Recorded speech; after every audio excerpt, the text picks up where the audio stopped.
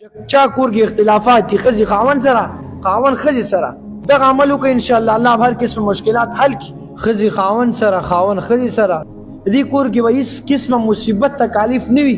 اکثر په کورونو کې مصیبتونه وي تکالیف وي مشکلات دي هر کور کې مشکلات تکالیف شته د هغې دپاره بهترین عمل دغه دی که یو ملګری وي زمونږ کور کې مشکلات دي تکالیف دي او جنگ جګړې دي خزي خاون سره خاون خزي سره یا نور تکالیف دي د هغې دپاره بهترین عمل چې لا حول ولا قوة دا اسکار د ډیر کوي چې د ورځې زر پیرې ویلی شي 1200 پیرې ویلی شي او دویم عمل دی دا کوي استغفار د ډیر وایي او دې سره چې کور د دننه کېږي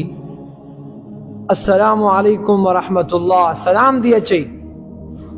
او درود شریف دی پر رسول الله صلی الله علیه وسلم ډیر وایي دې کور کې به هیڅ قسمه مصیبت تکالیف نه وي الله به چې کوم دی راحت راولي او کوشش وکړي هغه ملګرو ته وایم چې چا کور کې اختلافات دي خزي خاون سره خاون خزي سره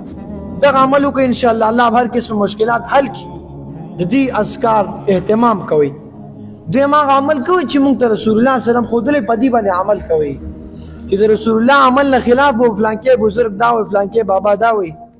خبره خرابه شو بیا ښه پیغمبر څه وایي هغه کوي دا عمل کوي ان شاء الله الله سبحانه وتعالی به لکه روایتو کې راځي نبی رسول الله سره راغی ډېر غریب یم نبی اسلام ورته وایي درود شریف ډېر وایه او سورې اخلاص وایه هفته پس راغی یا رسول الله وایي زموږ حالات ټیک شو نو دغه عمل کوي ان شاء الله الله هم چې کوم د حفاظت او ناصر شي الله سبحانه وتعالی موږ تاسو په دین باندې پوي کی